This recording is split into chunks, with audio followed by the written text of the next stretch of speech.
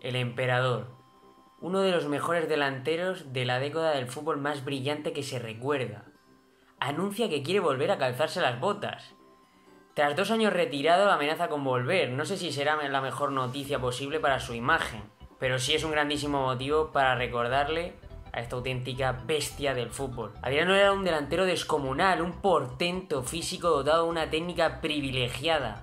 Jugaba bien de espaldas, tenía buen remate aéreo y era un jugador temible para todos los defensores que tenían el marrón de marcarle. Dio sus primeros pasos en el Flamengo, equipo en el que regresaría en el ocaso de su carrera para proclamarse campeón del Brasileirao y ser el alpichichi de la liga con 19 tantos en el campeonato. El Inter le ficha y él se exhibe en el Santiago Bernabéu. Aún así, el Inter decide que no es suficiente y piensa que lo mejor es cederlo. En el Parma y en la Fiorentina empieza a dar sus primeros pasos en Europa y empieza a demostrar de lo que es capaz de hacer. Años más tarde, el Inter decide volver a repescarlo. Regresa Adriano Leite al equipo de sus amores, al equipo que le vio hacer las cosas más increíbles que se recuerdan en su carrera. Regresa al Inter para erigirse como el emperador. Todos recordamos a Adriano como un delantero con capacidad para marcar una época y que se acaba perdiendo en el camino. Un delantero casi imparable, que te podía desbordar por potencia, por regate o por las dos. Pero sin duda había una cualidad suya que destacaba por encima de absolutamente todas, y es que era un auténtico cañonero. Su disparo daba auténtico terror a los porteros porque les ridiculizaba totalmente, marcando goles de distancias casi imposibles para el resto de los mortales. Un disparo que parecía casi de dibujos animados.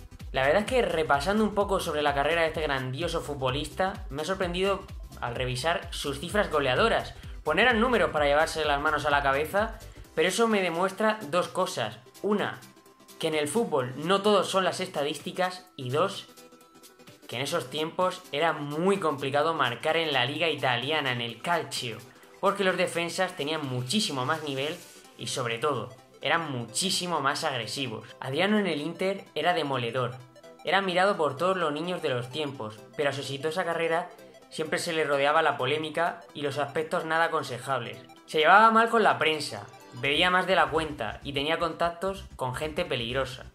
Todo esto se acrecentó con una fatídica llamada que todos conocéis, en la que le comunicaban la muerte de su padre. Todo esto solo acrecentó el ocaso de su carrera. Fue tan duro para él que pensó hasta en el suicidio. Y con esto quiero dejar claro una cosa, nadie puede juzgarle, pues ninguno de nosotros está preparado para afrontar una situación así en la vida. Esto hizo que nos perdiésemos a un futbolista de fábula, a un jugador al que todos los que leímos en el campo le admiramos y sobre todo le recordamos con asombro. Adriano Leite Ribeiro.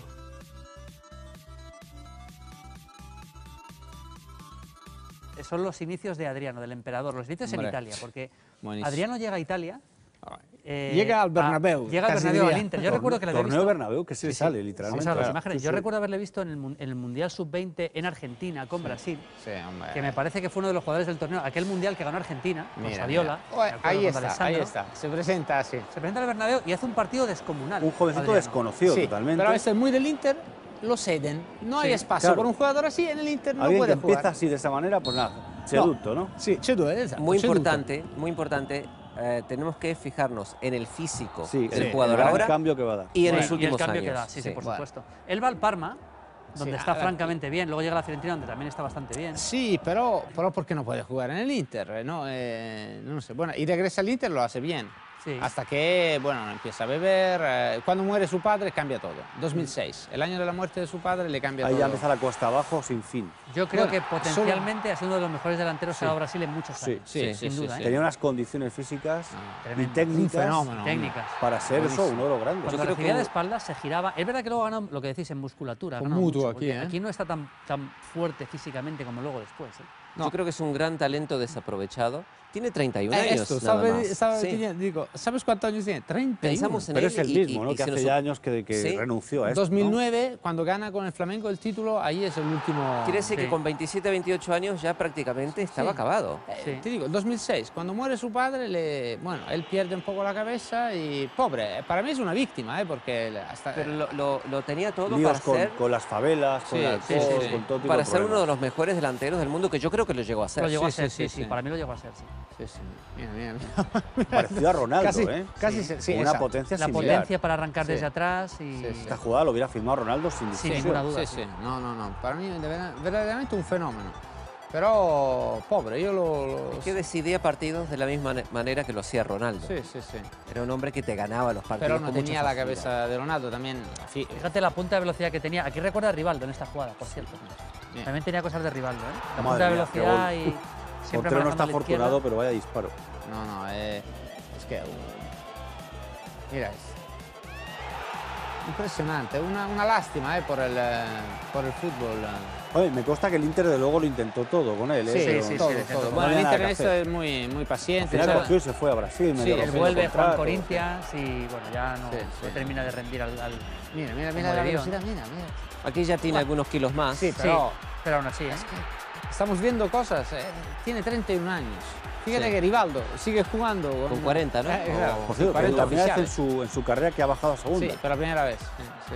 Pero, no sé, a mí es una lástima de ver un jugador así. Seguramente muchos de los espectadores más jóvenes que nos estén viendo se están sorprendiendo. Y se están asombrando. Sí. Del Adriano que seguramente los han visto ya medio acabado, ¿no? Da esa sensación de delantero imparable que tenía o que daba Ronaldo, ¿verdad? Cuando arrancaba y se metía entre varios defensas, parecía que salía siempre con la pelota. Descomunal el emperador. Sí. Bueno, carácter autodestructivo y nada, esto y ya está, bueno. Sí. Qué lástima. Ahora se habló de nuevo, se está hablando ahora de un nuevo retorno al Flamengo, pero... Ojalá pueda. Tiene 31 años. Sí.